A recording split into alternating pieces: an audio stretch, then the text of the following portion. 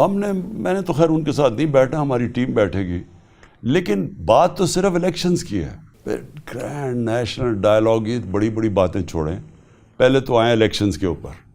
جو قانون اور آئین کہتا ہے الیکشن، اگر آپ الیکشن ہی نہیں کروا سکتے کون سا ڈائلاگ کرنا کسی نے کس سے؟ دیکھیں اس وقت تو ہے ہی الیکشن کا ایشو. اس وقت جو ملک کا سب سے بڑا ایشو ہے الیکشنز 90 ڈیز میں. وہ 90 ڈیز گزرتے جا رہے ہیں، یہ آئین کی توہین ہو رہی ہے، اس کی بے حرمتی ہو رہی ہے. اگر آپ آئین کے اوپر نہیں چل رہے تو پھر اس کے بعد ڈائلاگ کس چیز کا کرنا ہے؟ نہیں وہ تو چھوڑے نا. اگر ایک دفعہ ابھی تو امیجیٹ چیز ہے کہ 90 دن میں ہوں گے یا نہیں ہوں گے، آئین جو کہتا ہے. تو اگر یہ نہیں ہوں گے تو پھر اگر ادھر سے نکل جاتے ہیں تو پھر اکتوبر بھی کیوں ہوں، پھر آپ کہیں گے اگلے سال بھی کیوں ہوں. پھر تو جو طاقتور فیصلہ کرے گا تبھی الیکشن ہوگا. خان صاحب، پی ڈی ایم نے کہا ہے کہ وہ سپریم کورٹ کے 3 رکنی بینچ کا فیصلہ نہیں مانیں گے، اس پر آپ کیا کہتے ہیں؟ دیکھیں سپریم کورٹ کا فیصلہ نہ ماننے کا مطلب پاکستان میں آئین اور قانون ختم ہو گیا. اس کا مطلب جنگل کا قانون آ گیا. اس کا مطلب کہ آپ فیصلہ کریں گے کہ کون سے سپریم کورٹ کا فیصلہ میں نے ماننا یا میں نے نہیں ماننا. اگر سو موٹو میرے حق پہ ہوئی تھی ہماری، جب انہوں نے ہمارے خلاف کیا تھا اسی سپریم کورٹ نے، میں نے تو الیکشنز اناؤنس کروا دیے تھے، سپریم کورٹ نے ہمارے خلاف فیصلہ دے دیا اور انہوں نے الیکشن کر کے مسترد کر کے شہباز شریف کو بنا دیا. ہم نے تو ایکسیپٹ کر لیا، لیکن تب وہ سپریم کورٹ ٹھیک تھا.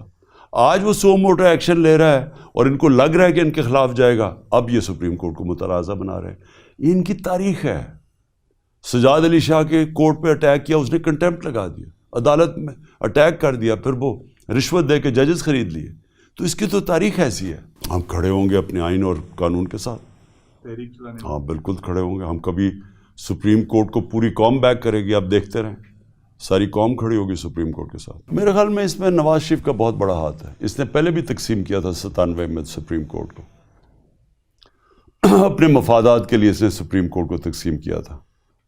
اور ابھی بھی انہوں نے 100% اس کے پیچھے اسٹیٹمنٹس دے رہا ہے. اس کی بیٹی ججز کے خلاف اسٹیٹمنٹس دے رہی ہے.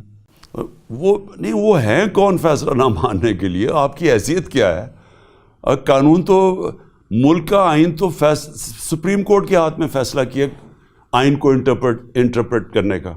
وہ تو آئین سپریم کو، آپ کون ہوتے ہیں جب سپریم کورٹ کہہ رہا ہے؟ سارے پاکستان کی لیگل کمیونٹی کو پتہ ہے کہ 90 دن میں الیکشن ہونے چاہیے، سب کو پتہ ہے. آپ کہہ رہے ہیں کہ 90 دن سے آگے چلے جائیں، تو سپریم کورٹ نے 90 دن کا تو کہنا ہی ہے، کیونکہ یہ ہے ہی قانون، آئین ہے یہ. تو آپ ہیں کون کہنے والے کہ نہیں جی ہم نہیں مانتے؟ آپ کا اسٹیبلشمنٹ سے آخری رابطہ کب ہوا تھا؟ کوئی بات نہیں، ان سے کوئی قسم کا رابطہ نہیں ہے. آپ کرنا چاہ رہے ہیں؟ الیکشنز پہ کرنا چاہ رہے ہیں تو ہم کسی سے بھی کر لیں گے. کیا اس وقت کی فوجی کمان کے آپ کے ساتھ کچھ ذاتی اختلافات ہیں؟ دیکھیں میں کہہ نہیں سکتا. میں اتنا جانتا ہوں کہ جنرل باجوہ نے ہمارے پر بڑا ظلم کیا، کیونکہ یہ ان کی ایجنسیز ہی ہمارے پیچھے، یہ جو 25 میں جو پولیس سے بات کرتے تھے وہ کہتے جی ہمیں پیچھے سے آرڈر ہے. پولیس نے جو تشدد کیا وہ کہتے تھے پیچھے سے یہ کر رہے ہیں، یعنی جنرل باجوہ کروا رہا ہے. اور ہر قسم کے کیسز ہر جگہ، میڈیا پہ بین، ٹی وی چینل سے پوچھو وہ کہیں پیچھے سے یہ کروا رہے ہیں. تو پیچھے تو جنرل باجوہ تھا. امید یہ کر رہے تھے کہ جب جنرل باجوہ جائے گا تو چینج ہوگا، تو کوئی چینج آئے گا. کوئی چینج نہیں آیا، وہی پالیسیز چل رہی ہیں، بلکہ اس سے بھی کئی شدت پکڑ رہی ہے. اس کی وجہ کوئی ذاتی اناد یا مخالفت؟ میں نہیں جانتا، مجھے کوئی اندازہ نہیں ہے کیوں ہے، لیکن مجھے اتنا پتہ ہے کہ ہمارے اوپر اس سے زیادہ تشدد شروع ہو گیا جو باجوہ جب گیا تھا. میرے خیال میں جنرل باجوہ نے بڑا گندا رول پلے کیا. اس نے حسین حقانی کو ہائر کیا ہوا تھا اور ہماری گورنمنٹ کے پیسے سے، اور وہ میرے خلاف وہاں پوری کیمپین چلا رہا تھا اور کہہ رہا تھا باجوہ بڑا پرو امریکہ ہے اور عمران اینٹی امریکہ ہے. میری حکومت گرائی کس نے؟ آرمی چیف نے. آرمی چیف قانون کے اوپر تھا، اس کو کوئی پوچھنے والا نہیں تھا.